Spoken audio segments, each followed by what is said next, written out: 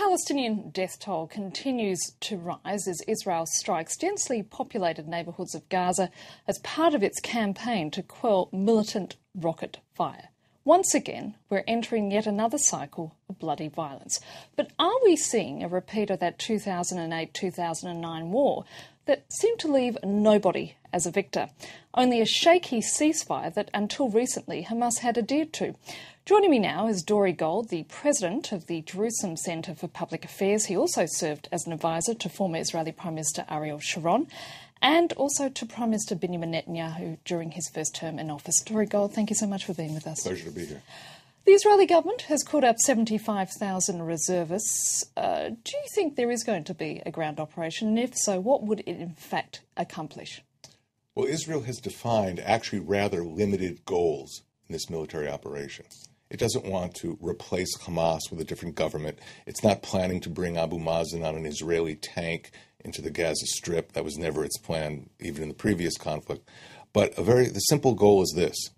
We want to stop rocket fire on the state of Israel, on the cities of Israel, that has been basically escalating throughout the months of 2012. And if Hamas will agree to halt rocket fire, we will agree to halt our response to that rocket fire. It basically starts with Hamas, and Hamas has to make a decision.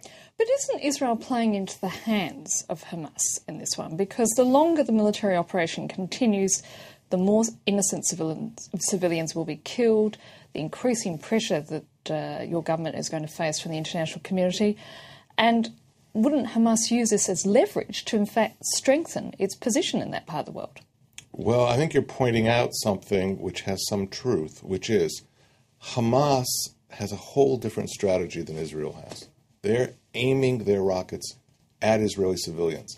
And in the Gaza Strip, what the Hamas has tried to do is integrate its civilian population with its military capabilities. So when an Israeli military man looks at a map of an area of the Gaza Strip, he finds launching positions, warehouses of rockets, training areas, integrated into where civilian homes are located, or schools, or mosques. Now, if Hamas is trying to integrate the civilian population of Palestinians with its military capability, Israel is using very advanced methods to try and separate them so that we can eliminate the military capability without exposing the civilian population to unnecessary harm. But at the end of the day, more and more, scores and scores of women, children and men, innocent Palestinian civilians, are being killed. That's how the world sees it. Well, the Palestinians are very good at presenting that, and there are civilians that get killed. There are civilians that get killed in all counterinsurgency campaigns, in Afghanistan, in Iraq, elsewhere in the world. What we're trying to do is minimize it. I mean, think of this. The Israeli army has set up in its intelligence branch an organization which phones the homeowner in a particular house and says, we know you have rockets, Grad rockets that are fired at Israeli cities in your house. We're giving you advance notice to get out of your house because your house is a legitimate military target under international law. Where do they go to, though? I mean, they go to other areas which are also subjected to... They go to other areas, they go to UN sites, but, who does that? Who dedicates a whole arm of your intelligence branch to warn people that you have to strike? Now, why is there military equipment, why are there rockets in the homes of Palestinians in the Gaza Strip? Because Hamas is putting them there. But what's our choice? We could, do what the Russians do in Chechnya and destroy whole neighborhoods. We won't do that. We could say to our civilian population, there's nothing we can do. The people of Sderot, the poor people of Sderot who are absorbing these rockets, or in Ashkelon, or in Ashdod, too bad, that's the way it is in the Middle East. We won't do that. We are seeking a way of waging conflict to end rocket attacks against our people. It's not easy, and people judge you harshly, and many times with double standards. But we have to protect our civilians, and that's what we do. No nation could suffer attacks against its civilians, and no one would. Well, you say at this point there's no desire to flatten Gaza. However, this morning in the Jerusalem Post, there was an opinion piece written by the son of Ariel Sharon, Gilad, who said just that Israel should go further, that the government should indeed destroy, flatten neighbourhoods in Gaza? Well, Gilad Sharon does not have a position in the government. His claim to fame is that he's the son of a former prime minister. That doesn't mean the state of Israel should be judged on his words. But the fact that he's criticizing the government of Israel, that it isn't flattening homes, is further proof of the effort on our part to deliver a tough blow to the military capacity of Hamas without and minimizing the exposure at the same time of the civilian population. It is not easy to do, but we have a responsibility first and foremost to protect our civilians, and secondly, to not expose Palestinian civilians to unnecessary harm. Wasn't it a tactical error to assassinate the head of Hamas's military ring, Ahmed al-Jabari? Well, Ahmed al-Jabari was responsible for repeated attacks against Israel. But wasn't he becoming the point guy in terms of, I understand that there were negotiations were underway for a ceasefire. He was the man who also, helped secure the release of Israeli kidnapped soldier Gilad Shalit. Wasn't that a gross tactical error by the Israelis to do as such? I mean, what you've seen as a result is a massive escalation in violence. Now you're seeing rockets being fired as north as Tel Aviv or Jerusalem. But Ahmed al-Jabari also kidnapped Gilad Shalit. So basically you're saying, hey, that arsonist was part of the firemen, and therefore you should have let him go. But he was an arsonist, and he was responsible for the buildup of the Hamas military capacity, the creation of brigades, whole military brigades, basically supplied by Iranian weapons. This is the man we dealt with, and this is the man that we had to eliminate. And by the way, the Western allies are using the same techniques in Afghanistan and in Yemen to eliminate the heads of al-Qaeda. This is the same approach in order to buy security for our people without having to napalm whole neighborhoods like many other nations used to. You've had former heads of Israeli intelligence services such as the Shin Bet saying in the past that targeted military assassinations have not worked. In fact, what they've done is had completely the other result in that they've led to escalation of violence. Well, I don't know who you're quoting, but I'll tell you this. In 2002, we had a wave of suicide bombing attacks in Tel Aviv, in Jerusalem, in Haifa, in Ashkelon, in virtually all Israeli cities. And there were two things that brought that wave of suicide bombing attacks to a complete halt. One, the construction of our security fence. And number two, targeted killings of the Hamas leadership, people like Rantisi, like Ahmed Yassin. Look, it's a tough world, the Middle East, but it is better to target the commander who's giving the orders than targeting hundreds of Palestinians. Now, with the event of the Arab Spring, the political landscape in the region has changed dramatically. It's a very different story to what it was 4 years ago, isn't it, Dore?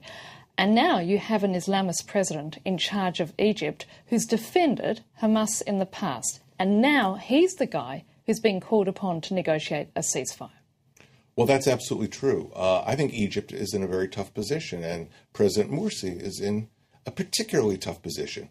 From the standpoint of ideology, the Muslim Brotherhood of Egypt and Hamas in the Gaza Strip are part of the same organization. If you read the Hamas charter, it says, we are the Muslim Brotherhood of the Palestinians. So now he has to take a different position and tell Hamas, stop firing at Israeli cities. We are hoping he will do that. But you know what happened just recently? Last Friday, the Egyptian prime minister was sent by President Morsi to the Gaza Strip. I'm talking about Prime Minister Kandil. And the Egyptians asked Israel, they asked Hamas to cease fire while the Egyptian prime minister was on Gaza territory. Well, guess what? 35 rockets were fired at Israel while the Egyptian prime minister was there. So what is that saying about Hamas's willingness to listen to the Egyptians?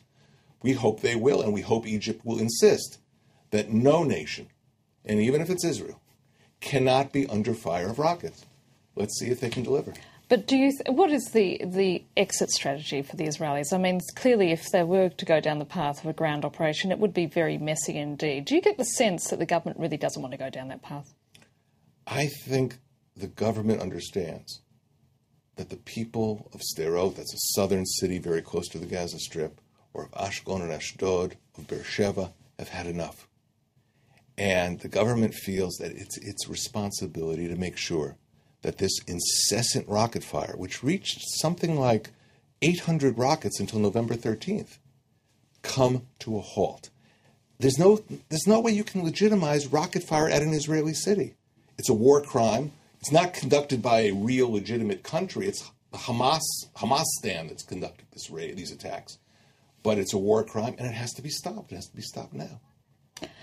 Dore Gold, we're a couple of months away from an Israeli election. How much do you think that contributed in the decision to embark on this operation? Because as you pointed out, there's 1 million people in the south of Israel who are affected by rocket fire. It certainly is something that Prime Minister Benjamin Netanyahu, facing a poll, would certainly want to try and solve before he goes to a vote. Well, the polls appearing in the newspapers give Prime Minister Netanyahu an enormous lead anyway, but there is zero connection between Israel's military operation and the upcoming elections. I mean, what happened was an amazing escalation of rocket attacks, and something else happened.